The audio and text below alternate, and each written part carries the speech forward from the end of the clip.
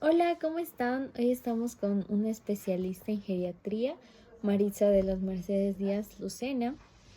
¿Podrías presentarte, por favor, y darnos una introducción a ti? Hola, mi nombre es Marixa Díaz, yo soy docente de promoción de la salud y gerontóloga. Ok, entonces sabiendo todo esto, vamos a empezar con la primera pregunta.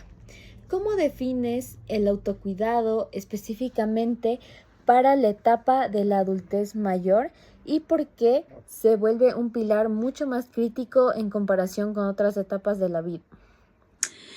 Bueno, mire, el autocuidado se refiere a todas aquellas acciones, a todas aquellas habilidades, a todas aquellas decisiones que toma una persona para preservar su salud y para prevenir enfermedades.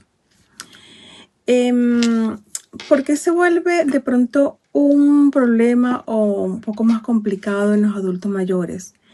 Va a depender de muchos factores.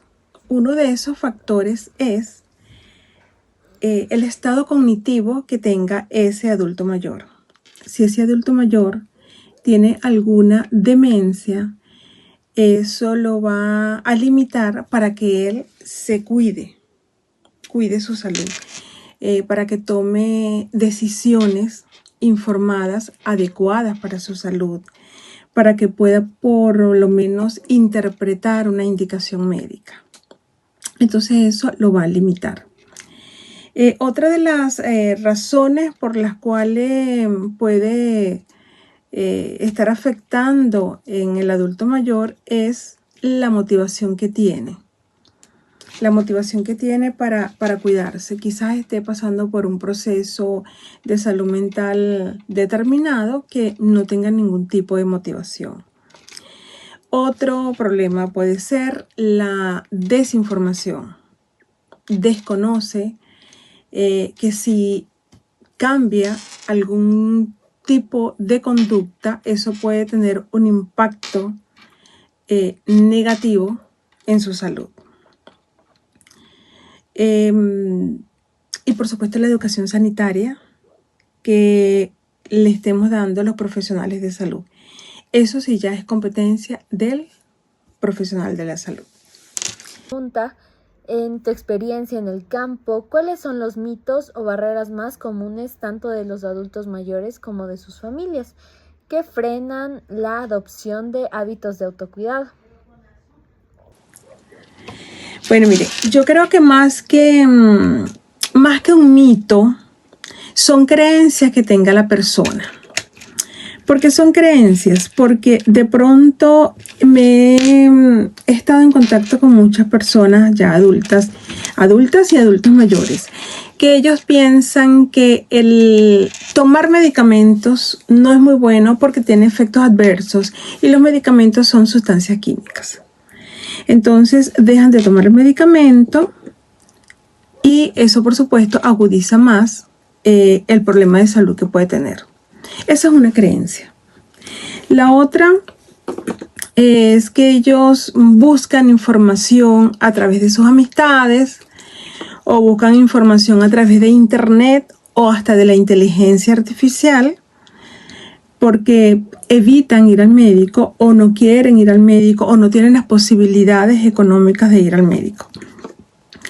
Entonces escuchan influencer y le hacen caso al influencer. Por ejemplo, no sé, me invento algo. El aceite de coco es un excelente, es excelente para la rosácea. Me estoy inventando algo. Entonces ellos, en lugar de utilizar el medicamento que el médico le prescribió para esa condición, ellos escuchan más bien el influencer que está hablando en determinada red social. Eso ahorita es mucha tendencia. Entonces, más que mitos, son creencias que la persona puede tener para mejorar y hacer un cambio de hábito de salud. A ver. Tercero, desde la perspectiva de la promoción de la salud, ¿cuáles son las estrategias clave para mantener la autonomía física? prevenir la fragilidad y evitar el riesgo de caídas en esta población. ¿Puedes explicarnos eso, por favor? Se están refiriendo obviamente a la población de adulto mayor. Primero que nada, pues los cambios de conducta. Aquí hay que hacer cambios de conducta. Evitar el sedentarismo. Entonces, muchas veces los adultos mayores dicen, bueno, pero es que yo no puedo hacer porque no tengo dinero, por ejemplo, para ir al gym. Entonces, sin necesidad de ir al gym, aquí hay que hacer ejercicio. Y el ejercicio es tanto el ejercicio cardiovascular como el ejercicio de fuerza. Entonces, 30 minutos diarios de ejercicio cardiovascular y puede ser 1 hora de ejercicio de fuerza. No necesita estar en el gym para hacer un ejercicio cardiovascular. En su misma casa, caminando de un lado hacia otro por 30 minutos. En su misma casa, sentados en una silla y solamente utilizando algo que pesa 1 kilo y eso lo va a ir subiendo progresivamente, es suficiente para hacer ejercicio de fuerza. Existen a la venta unas ligas que se pueden colocar en las patas de la silla, se amarran, uno mete la pierna y va levantando, y esas ligas vienen por libras. Entonces no se necesita ir a un gym. Lo que se necesita es ingenio, lo que se necesita es motivación. Otra de las cosas que yo puedo sugerir aquí, por ejemplo, para evitar una caída, son ejercicios de equilibrio. Los ejercicios de equilibrio, pues los fisioterapeutas los pueden orientar en eso, o en YouTube se pueden conseguir personas serias que recomiendan los ejercicios de equilibrio. También una de las razones por las cuales las personas se caen puede ser porque tengan algún problema visual. Entonces, hacerse esa revisión de rutina, esa revisión visual, puede ser que necesiten cambiar la fórmula de los lentes. Evitar las barreras arquitectónicas en casa. Y cuando me refiero a barreras arquitectónicas, me refiero, por ejemplo, a una alfombra. La persona se puede enredar ahí. A un tapete donde la persona puede deslizarse. El uso de tinas y bañera, de verdad que es un peligro. El uso de gradas dentro de la casa también es un peligro. Entonces, en la medida que se puedan minimizar o eliminar esas barreras arquitectónicas, es importante en una casa donde hay un adulto mayor. Otra cosa, el calzado adecuado. Existen calzados que tienen el ancho del pie y esos son muy cómodos y saludables para la anatomía del pie. Entonces evitar un calzado que le quede muy grande a la persona o le quede muy pequeño. Cuarto, ¿cómo se diseña una recomendación de actividad física que logre el equilibrio perfecto entre ser efectiva para la salud cardiovascular y muscular y ser completamente segura para un adulto mayor? En realidad creo que existe un profesional con esas competencias para hacerlo. Creo que es un especialista en ciencias del deporte. Lo que sí no quiero meterme en ese campo porque no es mi área, pero cuando se evalúa o se está diseñando esa estrategia, él debe tomar en cuenta, por ejemplo, el estado cognitivo del paciente, el estado de salud del paciente, si está tomando algún medicamento, porque puede ser que ese paciente esté tomando algún medicamento que deprima su sistema nervioso central y no puede estar mucho tiempo de pie porque se marea o está somnoliento. Otra cosa que tiene que tomar en cuenta son los recursos que tiene el paciente. probablemente el paciente no tenga recursos para ir al gym. Entonces él allí pues se pone creativo y le dice con lo que tenga en su casa cómo puede hacer unas herramientas o unas estrategias para hacer la salud, los ejercicios en casa. A ver, y por supuesto que mientras mejor esté físicamente, la fragilidad llega menos, llega mucho más tarde. Quinta, ¿qué herramientas de comunicación o motivación utiliza cuando se enfrenta un adulto mayor que ha sido sedentario toda su vida y se resiste a empezar a mover el cuerpo? Bueno, quizás mi manera va a ser un poco dura, ¿no? Pero yo comenzaría dándole una breve charla sobre lo que es el desgaste del hueso a partir de cierta edad. El hueso ya está como una esponja con muy poroso. Ese hueso lo está protegiendo el músculo, o sea, la masa muscular. Y en la medida en que tengamos menos masa muscular, menos protección tiene ese hueso.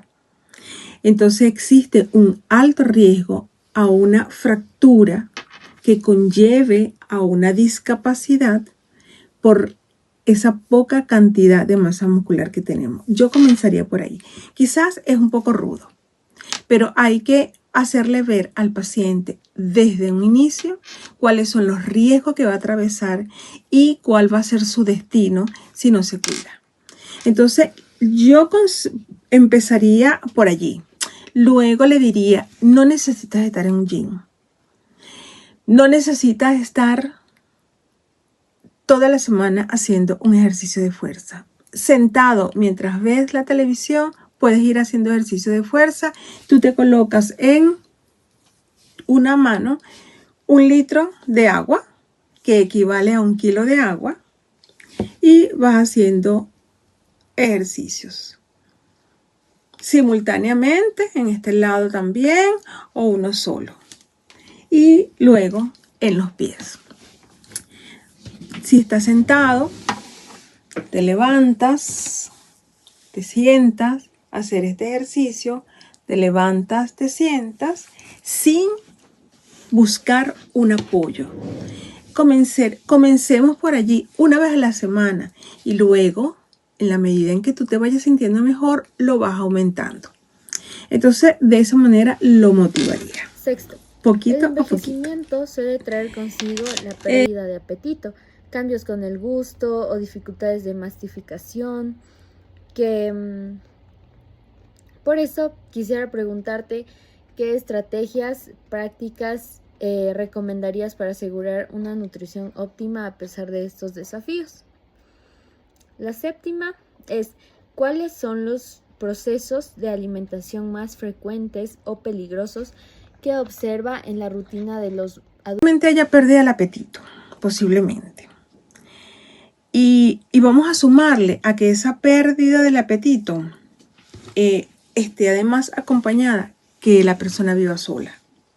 Entonces eso va a traer como consecuencia una desnutrición. Pues entonces hay una pérdida del apetito si es que la persona está con un familiar o también puede estar sola. Se sugiere las comidas nutritivas donde estén los 3 grupos alimenticios, lo que es proteína, carbohidrato y grasas, en pequeñas proporciones, pero varias veces al día. Con la finalidad de que, bueno, no tengo apetito, pero lo que me estoy comiendo en este momento me está alimentando, me está dando los aportes nutricionales que yo necesito en el día. Eso con relación a la pérdida del apetito. Con relación a la dificultad de masticación, probablemente sea dificultad de masticación porque le falten algunas piezas dentales. Ahí yo recomendaría utilizar entonces alimentos que sean suaves, como puré. Entonces los vegetales, que en su mayoría son carbohidratos, se lo van a preparar en forma de puré. La proteína queda bien licuada en un carbohidrato también y se hace una especie de locro o una especie de crema y ahí se incorpora la proteína. También alimentos como por ejemplo en forma de las pastas de niño que son bastante blanditas, esas pasticas, las pastinas, no sé qué nombre podrán tener, pero son unas pastas que son para bebé, estas pastas pequeñitas. Y por supuesto, mucha hidratación. Entonces son en cambios del gusto, bueno, sí, generalmente falta, eso es algo que sucede mucho, ¿no? Los cambios en el gusto. Allí, bueno, invitaría a que le pongan algo de su agrado. De pronto, un limoncito que le da un toque ácido. De pronto algo con bastante especies. No eliminar, sino reducir un poco la sal, porque generalmente cuando hay en el adulto mayor es posible, no significa que porque sea adulto mayor va a tener enfermedades, pero es posible que tenga alguna enfermedad donde tenga restricciones alimenticias. Entonces, yo creo que con las especies, orégano, tomillo, pimienta y el limón puede favorecer a esos alimentos cuando la persona pierde el gusto. Ahora vamos con la séptima pregunta.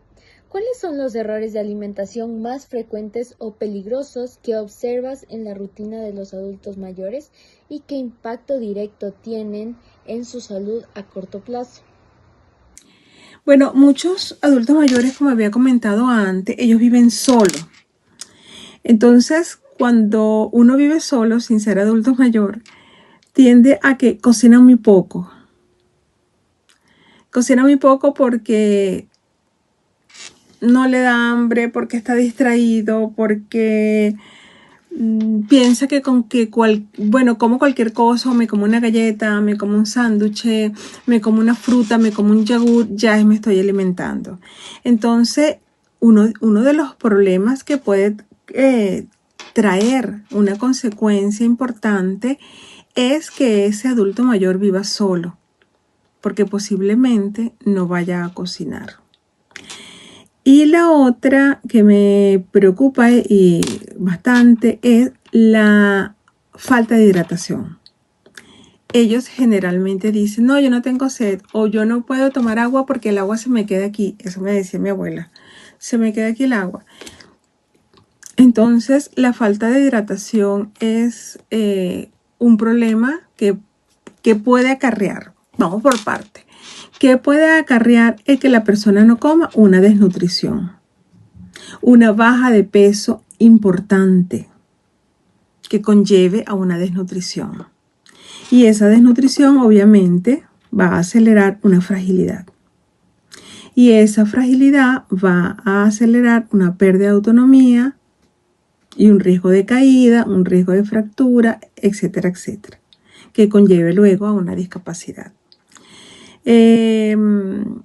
La hidratación, tan importante que es. Con la hidratación nosotros tenemos una buena digestión, tenemos una adecuada eliminación de desechos, tenemos un buen tono de la piel. Entonces, son dos aspectos que me parecen importantes revisar en un adulto mayor con relación a la alimentación y a la hidratación. Ahora vamos con la octava pregunta. ¿De qué manera una dieta adaptada y una correcta hidratación pueden ayudar como herramientas preventivas o de control ante enfermedades? como la diabetes, la hipertensión o la osteoporosis.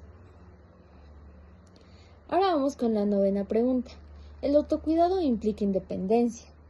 ¿Qué rol deben jugar la familia y los cuidadores para fomentar la autonomía física y alimentaria del adulto mayor sin caer en la sobreprotección que los invalida?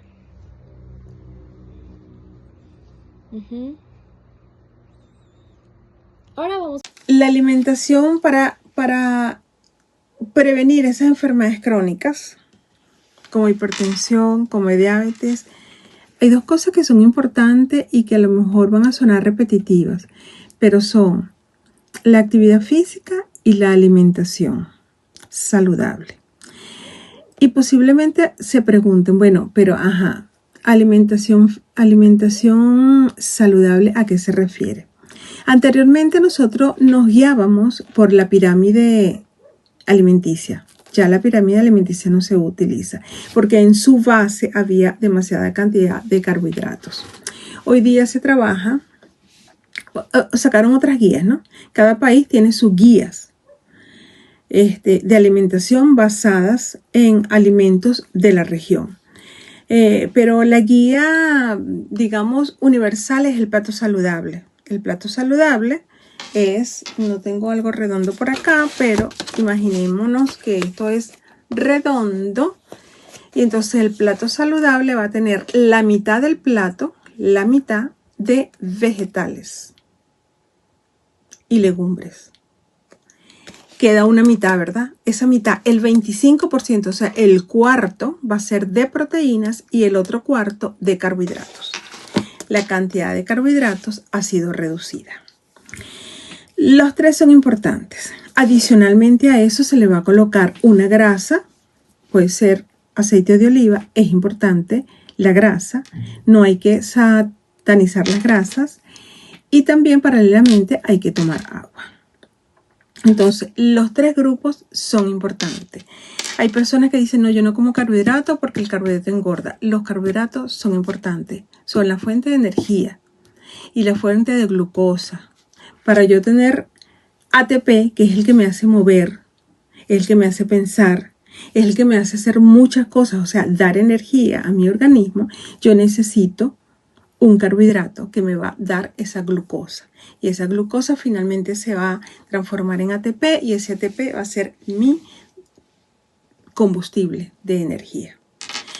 Las proteínas obviamente van a preservar esa masa muscular de la que hablamos antes, que es la que me va a proteger el hueso. Y los vegetales pues son fuente de fibra y de micronutrientes, de vitaminas. Todo es importante. Las grasas son importantes porque nuestras hormonas están hechas a base de ese esqueleto químico que es el esqueleto químico de la grasa, es el mismo esqueleto químico de las hormonas. Entonces las grasas son importantes, todo es importante. Una alimentación que no se exagere, o sea, las cantidades son importantes. Para la diabetes, sobre todo los carbohidratos, son importantes las porciones. No hay que ponerse en el plato el volcán de arroz o mezclar pasta con arroz, por ejemplo, o fideos con arroz. No, o comes fideos o comes arroz, o comes papa o comes arroz, o comes yuca o comes arroz, pero evitar esas combinaciones de carbohidratos. El agua, bueno, ya les había dicho que el agua es imprescindible, facilita la digestión, facilita la eliminación de desechos y regula la temperatura de nuestro cuerpo. Ahora vamos con la última pregunta. Si tuvieras que elegir solo 3 acciones o hábitos de autocuidado, combinando lo físico y lo alimentario, que generen el impacto positivo más inmediato y drástico en la calidad de vida de un adulto mayor, ¿cuáles serían? Y también explícame si podría ser de alguna forma en el ámbito audiovisual. Yo escogí 3 y son el ejercicio cardiovascular,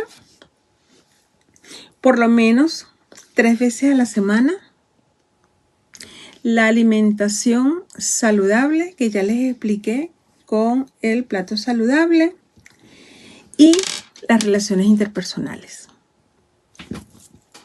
Con eso, para mí, es bastante suficiente para mantener una salud física y mental en buenas condiciones en ese adulto mayor. Bueno, espero que estas recomendaciones sean útiles para lo que ustedes vayan a hacer. Hasta luego. Muchas gracias por tu disposición, por todo tu conocimiento brindado en esta entrevista. De verdad agradecemos mucho el hecho de que te tomaste el tiempo de poder responder todas estas preguntas y ser de un gran apoyo a este proyecto de titulación. Gracias.